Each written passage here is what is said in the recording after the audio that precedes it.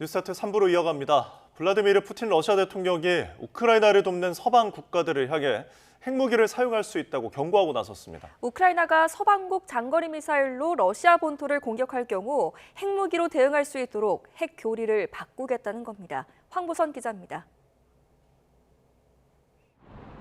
러시아 국가안보회의. 푸틴 대통령이 핵 교리 개정안을 발표하는 자리입니다. 필요한 상황이 되면 핵무기를 사용할 수 있다는 게 개정안 뼈대입니다. 대상이 된 나라는 우크라이나와 미국, 영국 등 서방국들입니다. 핵을 보유하지 않은 국가가 핵 보유국으로부터 지원받은 재래식 미사일로 러시아 본토를 타격할 경우 이를 합동 공격으로 간주하겠다는 겁니다.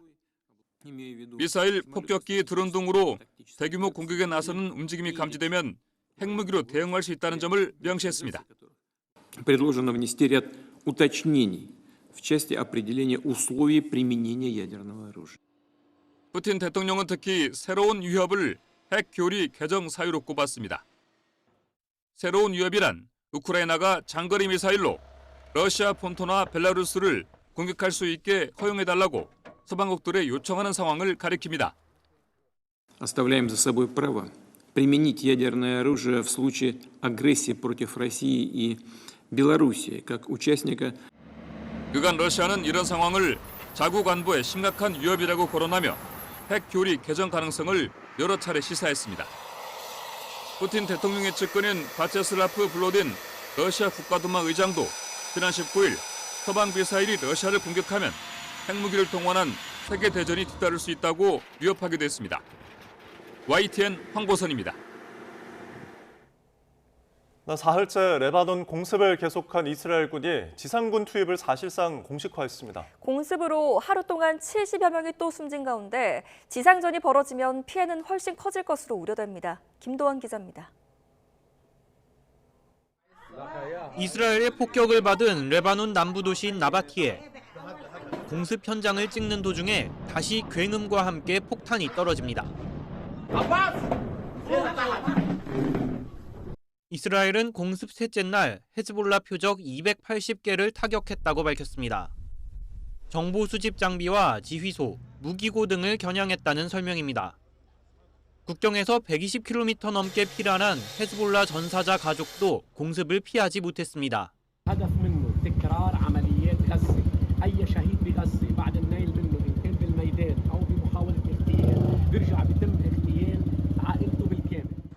레바논 당국은 이날 하루 이스라엘의 공습으로 사상자 수백 명이 나왔다고 밝혔습니다. 또 레바논 인구의 10%인 50만 명이 피난민 신세가 된 것으로 추정됩니다. 이스라엘군 참모총장은 병사들에게 군화를 신고 적의 땅에 들어가 압도적 전투력을 보여주라며 지상군 투입을 사실상 공식화했습니다. 북부전선 작전을 위해 예비군 2개 여단에 동원령도 내렸습니다. כל היום, גם כדי להכין את השטח לקראת האפשרות של הכניסה שלכם וגם כדי להמשיך לפגוע בחיזבאללה. 헤즈볼라도 이스라엘 북부에 로켓 수십 발을 쐈지만 상당수가 요격됐습니다. 이스라엘군은 헤즈볼라의 공격을 받으면 10여 분 뒤에 발사 원점을 타격하고 있습니다. YTN 김도원입니다. 이스라엘과 헤즈볼라 간 전면전 위기가 고조되는 가운데 미국의 최대 무슬림 유권자 단체가 민주당 대선 후보인 카멀라 해리스 부통령에 대한 지지를 선언했습니다. 무슬림 단체 엔게이지 액션은 성명을 통해 트럼프 정부 때 이슬람 혐오 정책으로 복귀하는 걸 막기 위해 해리스를 지지한다고 밝혔습니다. 또 해리스 부통령의 가자지구 전쟁에 대한 정책에 동의하지 않지만 이번 선거를 실용주의와 신념에 기반해 접근하고 있다며 트럼프를 패배시킬 책임을 강조했습니다. 도널드 트럼프 전 대통령은 이란의 암살 위협과 관련해 자신이 대통령이라면 이란을 산산조각 내겠다고 경고할 것이라고 말했습니다. 트럼프 전 대통령은 현지 시간으로 26일 경합주 노스캐롤라이나 민트힐 유세에서 이란의 암살 위협과 관련해 미국의 전직 대통령이자 차기 미국 대통령 유력 후보를 위협하고 있다며 이같이 밝혔습니다. 또 적들은 자신이 미국을 다시 위대하게 만들 것을 알기 때문에 백악관으로 돌아가는 것을 필사적으로 막고 있지만 어떠한 위협도 자신을 흔들지 못할 것이라고 강조했습니다. 미국 로스앤젤레스에서 심야에 시내버스 인질극이 벌어져 승객 1명이 숨졌습니다. 범인은 운전기사에게 총을 겨누고 계속 차를 몰게 만들어서 1시간 동안 경찰과 추격전을 벌였습니다. 워싱턴 권주기 특파원입니다. 한밤중 사이렌 소리로 요란한 로스앤젤레스 시내도로. 시내버스 뒤를 경찰차들이 줄줄이 뒤쫓고 있습니다. 버스 표지판에는 행선지 대신 911 경찰을 불러주세요라는 글자가 적혀 있습니다. LA 경찰이 긴급 신고를 받고 출동한 건 새벽 1시쯤. 총을 든 괴한이 버스 안에서 인질극을 벌이는 것으로 확인하고 경찰 특공대까지 투입했습니다. 1시간 동안 추격전 끝에 경찰은 타이어를 찢는 스파이크 스트립으로 버스를 멈춰 세웠습니다. The deployment of spike strips is there to stop the vehicle from moving. Based upon the slow speed that the bus was going at the time and the fact that there were individuals that were on the bus, the decision to stop the bus as quickly as possible. 멈춰선 버스에 성광탄을 쏜 경찰은 범인을 체포하고 승객과 운전기사를 구조했습니다. 총상을 입은 나머지 승객 1명은 병원에 이송됐지만 결국 숨졌습니다. They were shaken but unharmed. The third passenger on the bus expired from complications from the gunshot wounds, and then the suspect was taken into custody. 경찰은 버스에 올라타 기사와 말다툼을 벌이던 범인이 승객에게 총을 쏜 것으로 확인했습니다. 총격 장면을 본 승객들은 황급히 도망쳐 경찰에 신고했고 범인은 운전기사에게 총을 겨누며 계속 차를 몰게 만들었습니다. 경찰은 운전기사가 비교적 침착함을 유지하며 최대한 안전하게 운행해 더 큰 사고를 막았다고 전했습니다. 최근 LA에서는 버스와 전철에서 강력범죄가 잇따르고 있어 4년 뒤 올림픽을 앞두고 대중교통 치안 문제가 큰 걱정거리가 되고 있습니다. 워싱턴에서 YTN 권중입니다. 네, 오늘 열리는 주요 재판 살펴보겠습니다. 이른바 사법농단 의혹의 실무 책임자로 1심에서 징역형의 집행유예를 선고받은 임종원 전 법원행정처 차장의 2심 첫 공판이 오늘 오후 3시 반부터 서울 고등법원에서 열립니다. 임 전 차장은 정부 도움을 받아 상고법원을 도입하기 위해 정부가 원하는 방향으로 재판이 처리되도록 개입했다는 의혹 등으로 기소돼 1심에서 징역 2년에 집행유예 3년을 선고받았습니다. 조국혁신당 대표와 가족에 대해 허위 사실을 유포한 유튜브 채널 가로세로 연구소 운영진에게 제기된 손해배상 소송 2심 선고는 오늘 오후 2시에 내려집니다. 조 대표와 자녀들은 강용석 변호사 등 가세현 출연진이 중국 공산당 자금을 받았다거나 고급 수입차를 타고 다닌다는 등 명백한 허위 사실을 퍼뜨렸다며 위자료 3억 원을 청구하는 소송을 냈는데 1심에서는 일부 승소했습니다. 신군부가 만든 삼청교육대 보호감호 처분 등을 받고 끌려가 고초를 겪었던 피해자 등 14명이 국가를 상대로 낸 손해배상 소송 1심 선고는 오늘 오전 10시부터 진행됩니다. 동료를 성추행한 혐의로 재판에 넘겨져 1심에서 벌금 800만 원을 선고받은 국회의원 보좌진 출신 20대 남성의 항소심 선고 공판은 오늘 오후 2시 반부터 열립니다.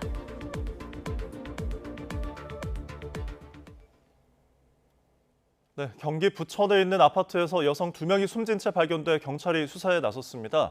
한편 전북 정읍에는 음주운전자가 몰던 화물차가 역주행해서 5명이 다쳤는데요. 사건 사고 소식 표정우 기자가 종합했습니다. 아파트에 주차된 차량 주변에 출입 통제선이 쳐 있습니다. 건물 옥상에도 통제선이 설치돼 접근할 수 없습니다.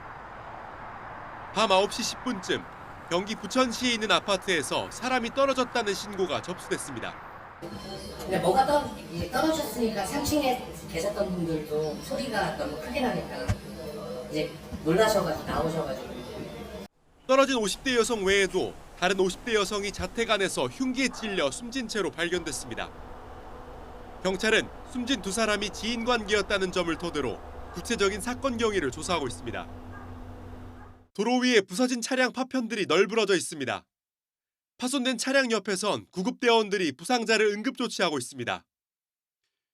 어제 저녁 7시 10분쯤 전북 정읍시 소성면에 있는 도로에서 음주운전자가 몰던 화물차가 역주행해 마주오던 승용차를 정면으로 들이받았습니다. 사고 충격으로 피해 승용차가 뒤따르던 다른 승용차와 또다시 부딪혔습니다. 이 사고로 역주행 화물차 운전자가 크게 다쳐 병원에 옮겨졌고 두 승용차에 있던 운전자와 동승자 4명이 다쳤습니다. 경찰 조사 결과 화물차 운전자의 혈중 알코올 농도는 면허 취소 수준으로 드러났습니다. 기울어진 버스를 경찰과 소방이 둘러싸고 서 있습니다. 어제 저녁 8시 반쯤 경기 이천시 증포동에 있는 교차로에서 시내버스와 승합차가 충돌했습니다. 시내버스가 중앙분리대를 들이받고 반대 차선에서 신호를 기다리던 승합차를 충돌한 것으로 조사됐습니다. 이 사고로 60대 버스 운전자와 50대 승합차 운전자가 크게 다쳐 병원에 옮겨졌고 승객 4명도 부상을 입었습니다. 경찰은 CCTV 영상과 운전자 진술 등을 바탕으로 정확한 사고 경위를 조사하고 있습니다. YTN 표정우입니다. 전남 순천 도심에서 10대 여성을 흉기로 찌른 20대 남성이 붙잡혔습니다. 전남 순천경찰서는 오늘 살인미수 혐의로 20대 남성 A씨를 긴급 체포했습니다. A씨는 오늘 새벽 0시 40분쯤 전남 순천시 조례동 시가지 거리에서 10대 여성을 흉기로 찌르고 달아난 혐의를 받습니다. 이 피해 여성은 크게 다쳐 병원으로 옮겨져 치료를 받는 걸로 전해졌습니다. 중남미 국가 페루에서 한국인 1명이 납치됐다가 하루 만에 현지 당국에 의해 구출됐습니다. 외교부는 한국인 사업가 A씨가 지난 24일 새벽 페루 수도 리마에서 현지 범죄 조직에 납치됐다가 하루 만인 25일에 구출됐다고 밝혔습니다. A씨는 병원으로 이송됐고 안전도 확인됐습니다. 페루 매체 안디나 통신은 현지 경찰이 추격 끝에 범죄 조직에 납치된 한국인을 구출했고 납치 용의자 3명을 체포했다고 보도했습니다.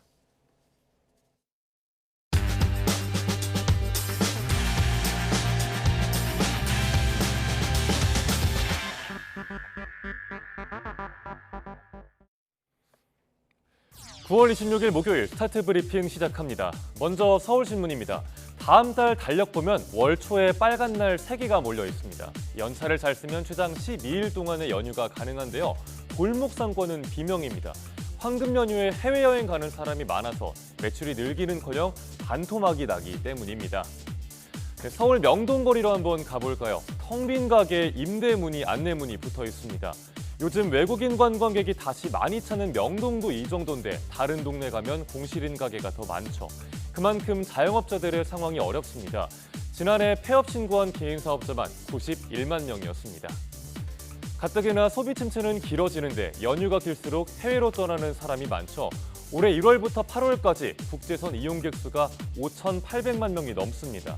문제는 반대로 한국에 와서 돈을 쓰는 외국인이 줄어든다는 겁니다. 지난해 관광 수지는 마이너스 98억 6천만 달러, 우리 돈으로 13조 원의 적자가 났습니다. 한국인들은 외국으로 나가고 외국인들은 쓰는 돈을 줄이니 자영업자들이 느끼는 경기는 혹독할 수밖에요. 연휴에 오히려 가게 문을 닫을지 고민할 정도라고 합니다. 정부는 임시 공휴일을 지정하면서 소비 진작 효과를 노렸죠. 하지만 여윳돈 자체가 줄어드는 상황이라서 효과가 크지 않다는 지적이 나옵니다. 신문은 소비 바우처를 지급하는 등 보다 적극적인 내수 진작 정책이 필요하다는 전문가 조언도 전하고 있습니다. 다음 세계일보입니다. 일회용 컵 보증금제, 한때 익숙했지만 어느새 생소해진 분도 많을 겁니다.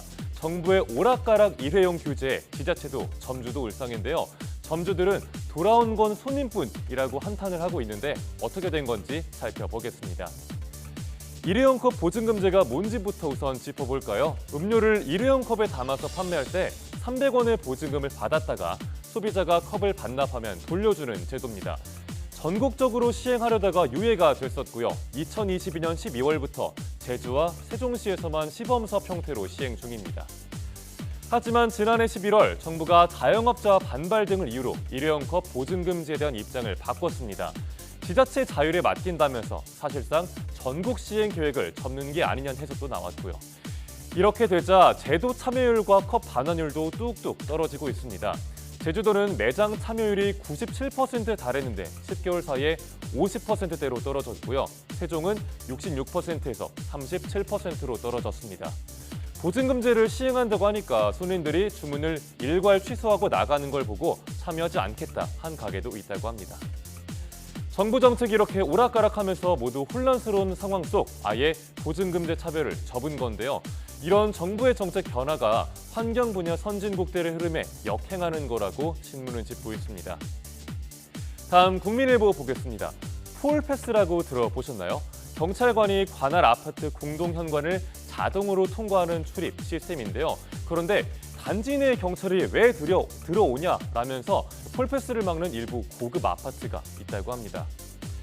톨패스는 신고 후에 빠른 현장 출동을 위한 골든타임을 확보하기 위해서 도입됐습니다. 현재 서울 시내 31개 경찰서 대부분이 톨패스를 도입했거나 검토 단계에 있습니다. 하지만 경찰이 아파트에 들어온 게 싫다, 집값 떨어진다면서 일부 고급 아파트 입주민들이 반대를 하고 있습니다. 비용도 자비 부담이 원칙인데 이 점 역시 걸림돌입니다. 톨패스에는 두 가지 종류가 있는데요.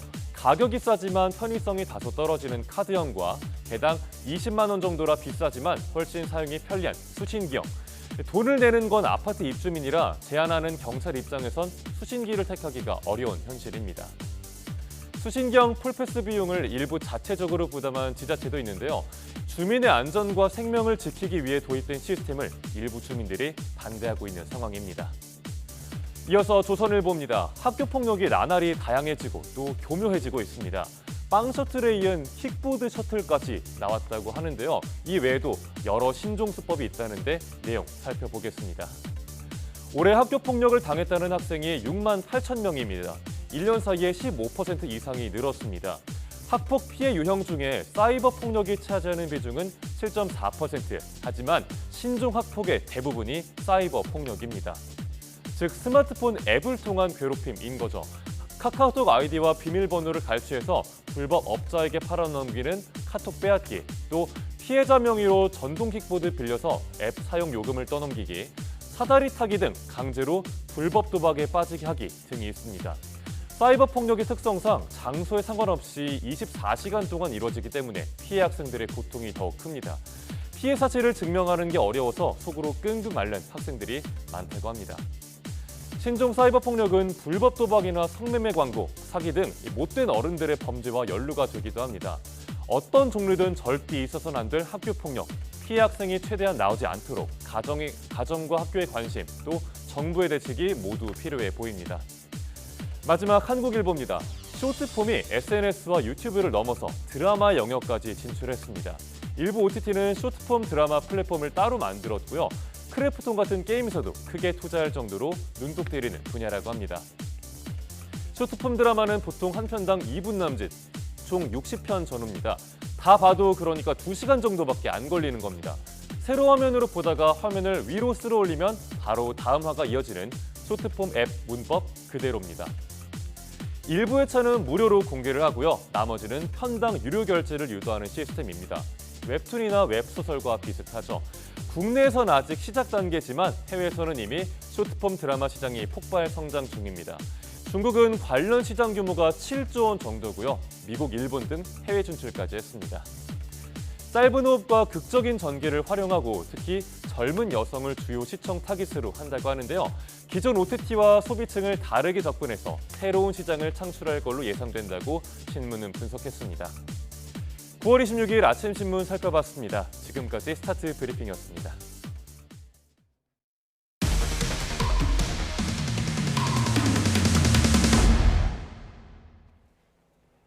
다음 소식입니다. 1,000억 원대 돌려막기 사기 의혹이 불거진 아트테크 업체 갤러리 K 대표 김모 씨가 해외로 도피한 사실을 YTN이 단독 보도해드렸는데요.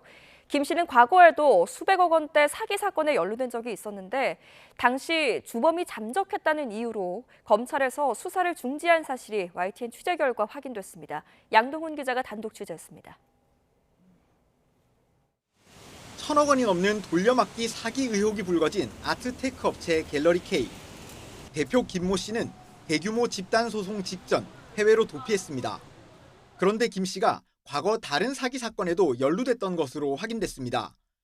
외환 등 여러 자산에 투자해 고수익을 보장한다며 돈을 끌어모았던 FMI 글로벌. 지난 2018년 대표 배모 씨가 투자금 수백억을 들고 잠적했는데 김 씨는 당시 이 회사의 부사장이었습니다. 그러니까 어디 계좌로 넣냐고 했을 때 김 계좌랑 계좌가 있었어요. 그래서 두 번을 그렇게 나눠 들어갔는데 이 계좌가 뭐냐고 물어봤을 때 뭐 자기 회사 부사장이라. 당시 배 씨와 직원들을 사기 혐의 등으로 수사한 검찰은 김 씨를 불기소 처분했는데 혐의가 없기 때문이 아니었습니다. 주범이었던 배 씨가 잠적해 상세한 자금 흐름 등을 확인할 수 없다며 참고인 중지 처분을 내렸기 때문입니다. 주요 피의자나 참고인의 소재를 찾을 수 없어 진행이 어려울 때 수사를 멈추는 걸 말합니다. 그래서 수사도 정지가 됐고 좀 그게 답답하고 개인이 이거를 다 키울 수 있는 게 좀 어려워서 한계를 많이 느꼈었죠. 그런데 지난해 FMI 피해자 일부가 낸 손해배상 청구 소송에서 재판부는 김 씨에게 배 씨와 함께 피해자들에게 20억 원을 배상하라고 판결했습니다. 김 씨가 배 씨의 공범이거나 적어도 배 씨의 사기 범행을 방조했다고 판단한 겁니다. 이렇다 보니 앞서 사기 혐의와 관련해 검찰이 김 씨를 불기소한 건 이해하기 어렵다는 반응이 나옵니다.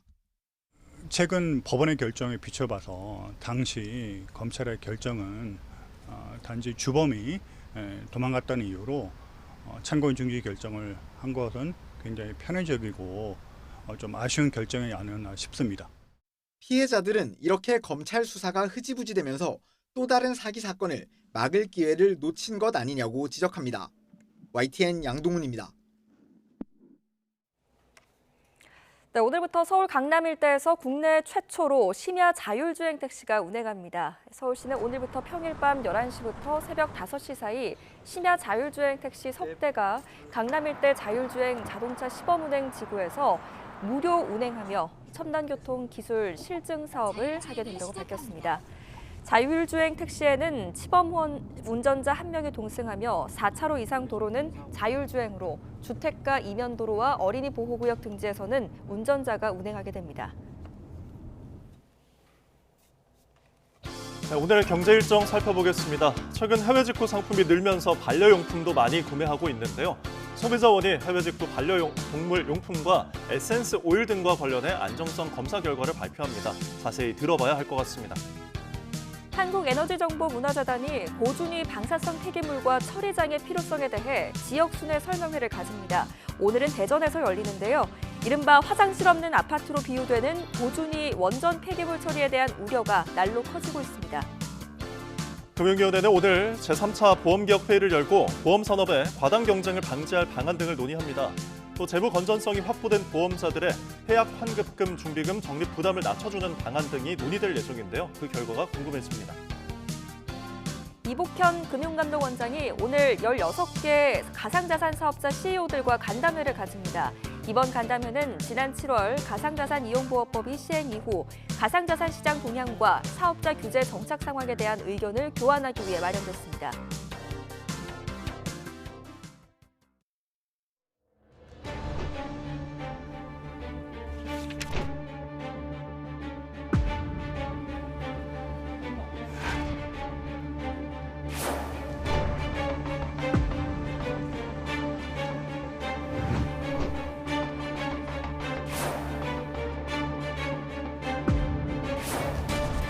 위생상도 훨씬 안 좋고 그리고 우리가 믿을 수가 없다는 게 모든 사람들의 공통된 인식이니까요.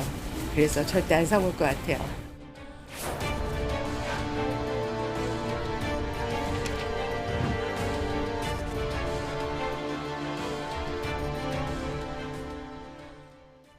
네, 최신 경제 소식을 빠르고 친절하게 전해드립니다. 스타트 경제, 오늘은 이정환 한양대학교 경제금융대학 교수와 함께하겠습니다.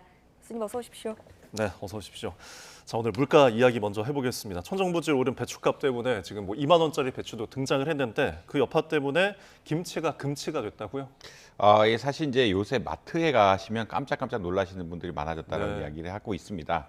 뭐 배추가 2만 원이 됐고요. 그다음에 배추의 질 자체도 굉장히 작년에 비해서는 알이 안 찼다라는 의견들이 좀 많이 나오고 있을 정도로 물가 많이 올랐다는 게 있고요. 그다음에 시금치 같은 것도 뭐 한 달에 10,000원 한다. 뭐 이러니까 예전 수준에서 사실 상상하기 어려운 가격이 나오고 있어가지고 굉장히 놀란다는 이야기를 말씀드릴 수 있겠습니다. 근데 이것의 근본 원인은 특히나 배추 같은 경우에는 고랭지 배추가 지금 나와야 될 시점인데 여름에 너무 더웠죠. 고랭지 배추란 것이 좀 서늘한 기후를 이용해서 배추를 만들고 출하해서 적정한 시장에 이제 푼다는 그런 개념이라 보시면 될 것 같은데 굉장히 더웠죠. 굉장히 덥다는 거는 고냉지 장황이 좋지 않다. 그런 게 하나가 있을 수 있겠고요. 그다음 비가 좀 또 많이 오니까 예. 이런 거 고냉지 작물에 대해서는 또 피해를 굉장히 입혔다라고 아마 이해하시면 될 것 같습니다.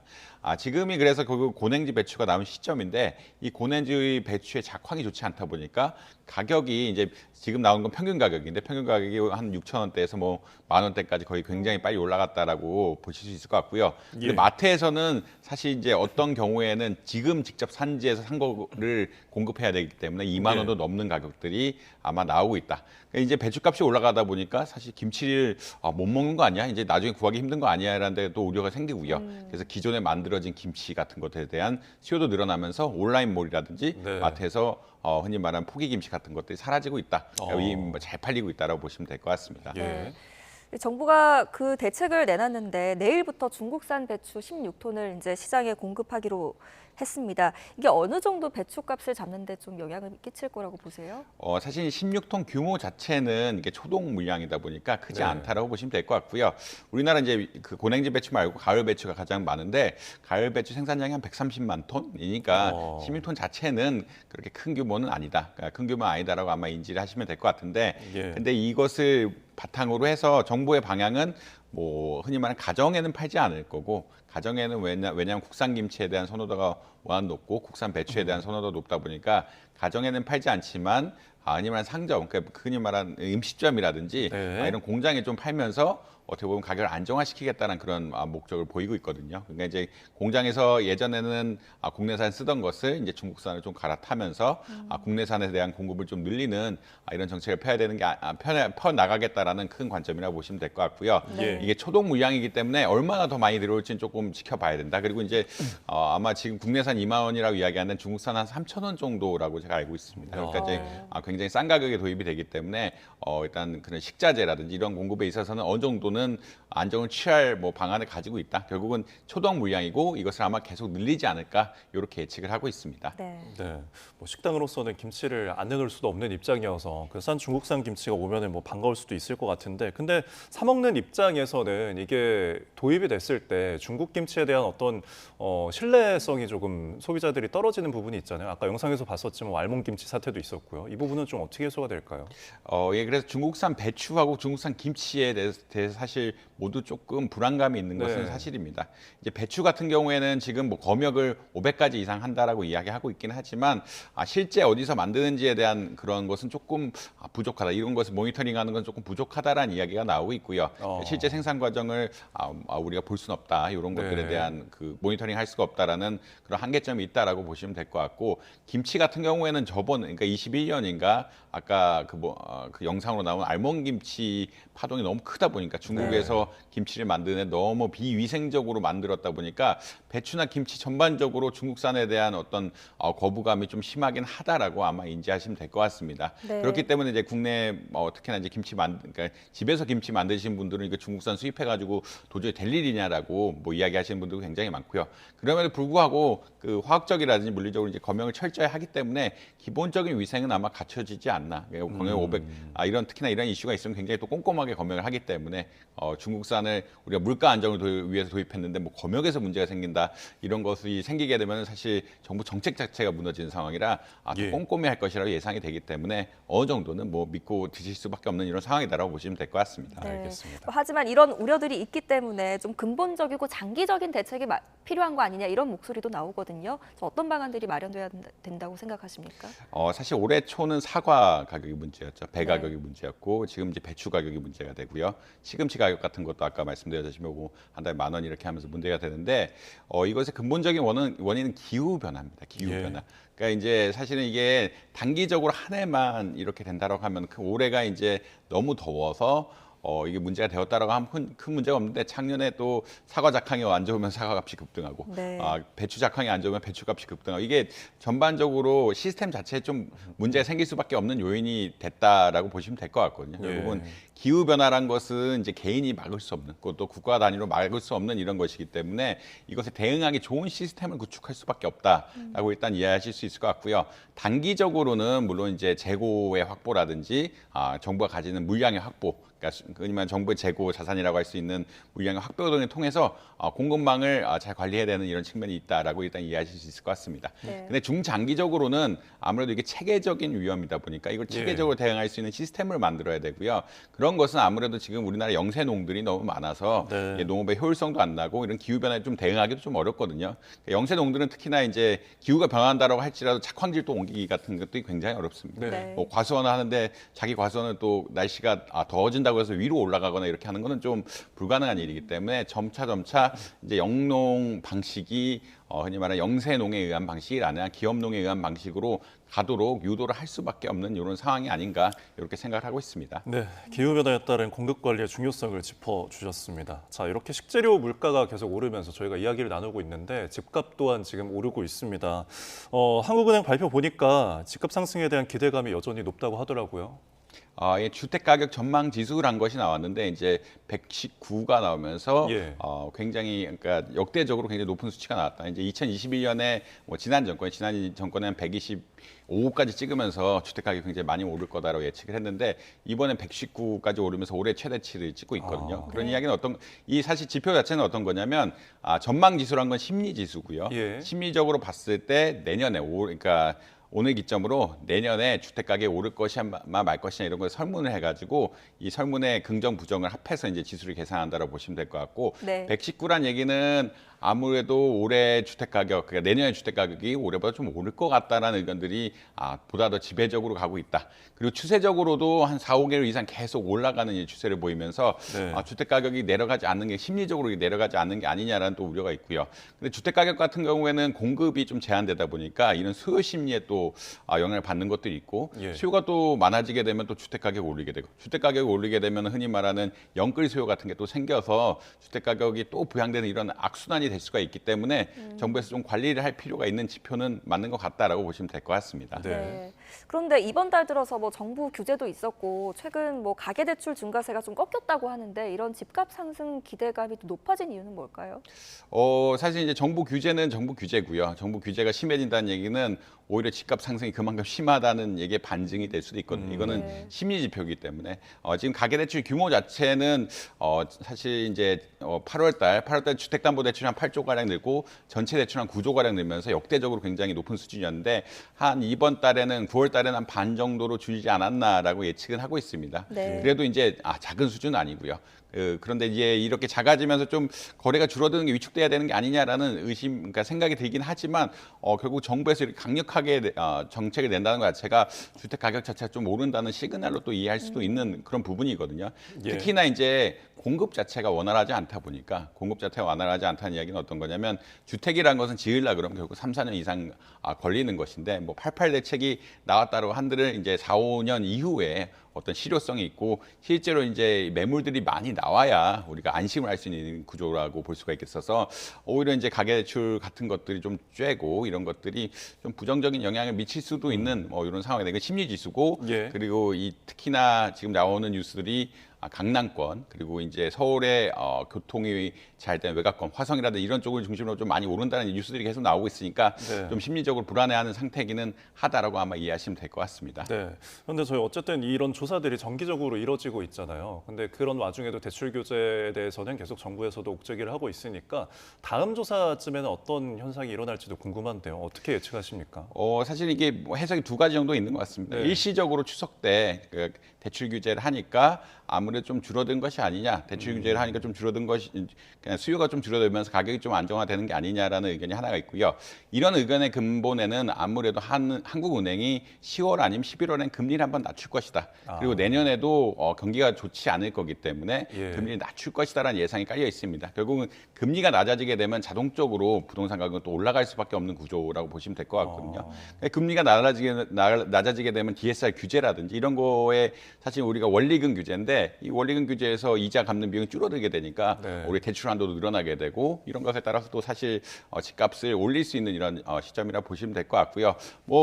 그 정부 입장에서는 이렇게 계속 규제를 하면서 특히나 총량 규제 비슷한 규제 같은 것들을 하면서 빚을 내서 집을 사는 건 좀 막으면서 좀 주택 가격을 안정화시키는 그리고 공급을 빨리 늘리면서 안정화시키는 이런 대안으로 가고 있긴 하다. 근데 이제 해석은 여러 가지 해석이 있을 수 있는 것이고 실질적으로 좀 봐야 되는 것들이 아니냐. 이게 심리적으로 조금 위축됐다가 금리가 낮아진 요인에서 반등을 할 것이냐, 아니면 정부 의도대로 잘 가고 혹은 정부가 보다 더 강한 규제를 낼 것이냐, 이런 것도 좀 지켜봐야 될 상황이다라고 보시면 될 것 같습니다. 네. 예. 또 그런가 하면 지금 일기 신도시 가운데 경기 고양 일산이 평균 용적률이 가장 낮았잖아요. 그런데 이 경기 고양 일산이 이제 기존 용적률을 상향한다고 하더라고요.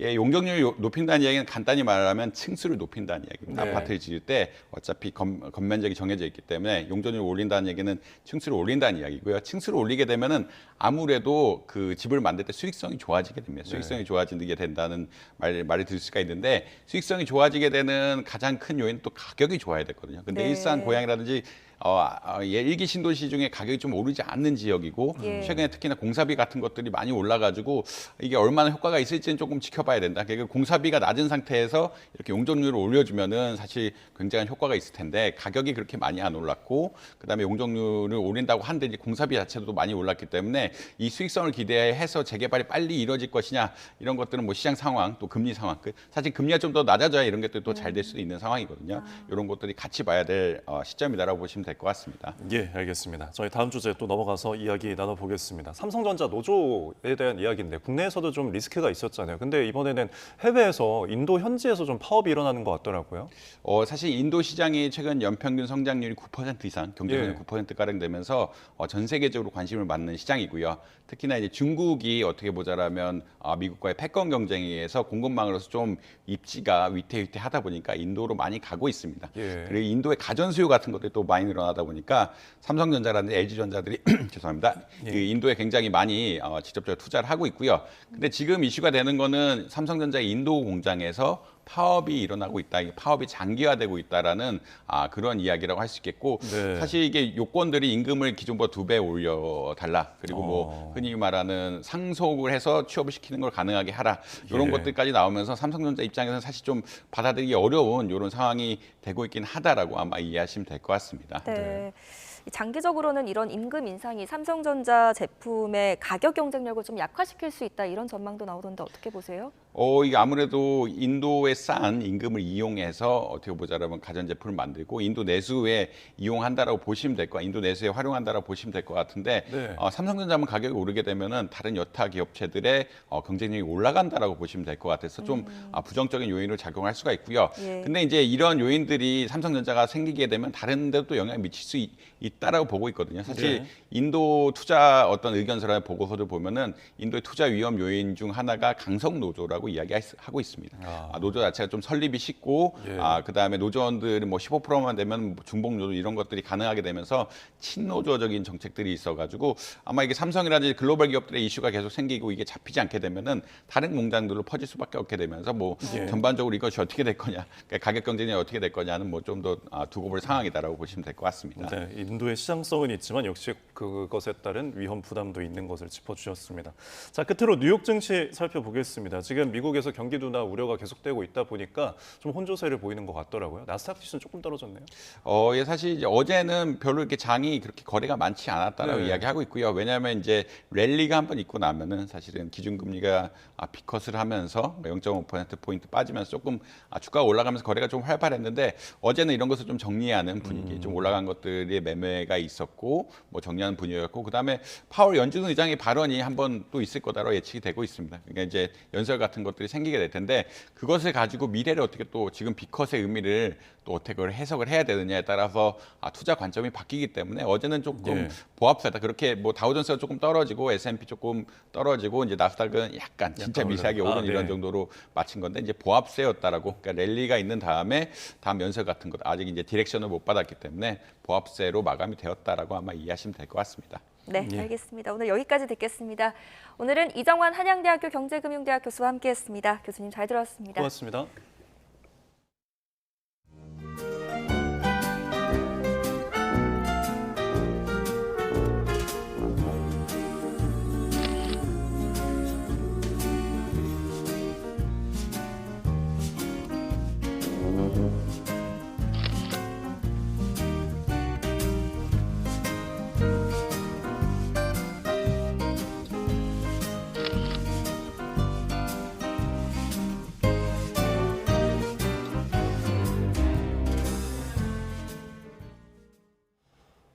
넷플릭스 영화인 무도실버관과 요리예능 흑백요리사 요리계급 전쟁이 지난주 기준 넷플릭스 글로벌 톱10 비영어 영화와 TV 부문 1위에 올랐습니다.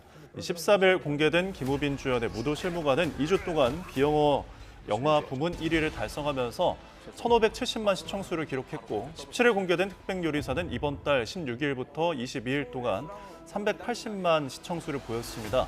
시청수는 전체 시청 시간을 재생 시간으로 나눈 값입니다. 가왕 조용필 씨가 11년 만에 20번째 정규 음반을 발표합니다. 조용필 씨는 공식 홈페이지를 통해서 다음 달 22일 새 정규 음반 20을 발표한다고 밝혔습니다. 이어 이번 20집은 팬들의 사랑과 응원으로 완성할 수 있었다며 이번 음악을 통해 더 깊이 교감하고 감동을 나누고 싶다고 전했습니다. 소속사 YPC는 지난해 발표됐던 미니 앨범처럼 새로운 취향과 음악적 도전 정신을 두루 담아 이번 앨범을 완성했다고 설명했습니다. 조용필 씨의 가장 최근 정규 음반은 2013년에 발표한 헬로로 당시 음원 차트 정상과 지상파 음악 프로그램 1위를 차지하기도 했습니다. 이번엔 출근길 날씨 알아보겠습니다. YTN 야외 스튜디오 연결해 보겠습니다. 윤수빈 캐스터. 네, 윤수빈입니다. 네, 지금 비가 내리는 곳이 있다고요? 네, 중북부 지방에 비가 내리고 있습니다. 제가 나와 있는 이곳 서울에도 약하게 빗방울이 떨어지고 있는데요. 오늘 아침까지 수도권과 강원도에 5에서 20mm의 비가 내리겠습니다. 네, 그럼 현재 서울의 기온은 어떤가요? 네, 현재 서울 기온은 21.2도로 어제 같은 시각보다 2도가량 높게 출발하고 있습니다. 낮 동안에도 예년보다 더운 날씨는 계속되겠는데요. 오늘 서울 한낮 기온은 27도로 활동량이 많다면 다소 덥게도 느껴질 수 있겠습니다. 앞으로 비구름은 빠르게 이동하면서 아침 사이에 대부분 그치겠습니다. 이후에는 날이 점차 개겠는데요.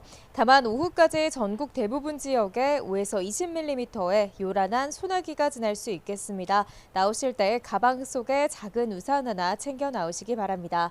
자세한 지역별 현재 기온 살펴보겠습니다. 서울 21.2도, 대전 20.8도, 부산은 22.7도로 어제보다 1에서 3도가량 높게 출발하고 있고요. 낮 기온도 어제와 비슷하거나 조금 더 높겠습니다. 서울 한낮 기온 27도, 광주와 대구는 29도가 예상됩니다. 이번 주말 동안 내륙은 대체로 맑고 예년보다 더운 날씨가 이어지겠고요. 동해안 지역은 동풍의 영향으로 산발적인 비가 내릴 전망입니다. 오늘 비나 소나기가 내리는 지역에서는 가시거리가 짧고 또 도로가 미끄러운 곳이 많겠습니다. 평소보다 차간 거리를 넉넉히 두는 등 교통안전에 유의해 주시기 바랍니다. 지금까지 YTN 윤수빈입니다. 이상으로 뉴스 세트를 마칩니다. 네, 오늘 아침도 저희와 함께해 주셔서 고맙습니다.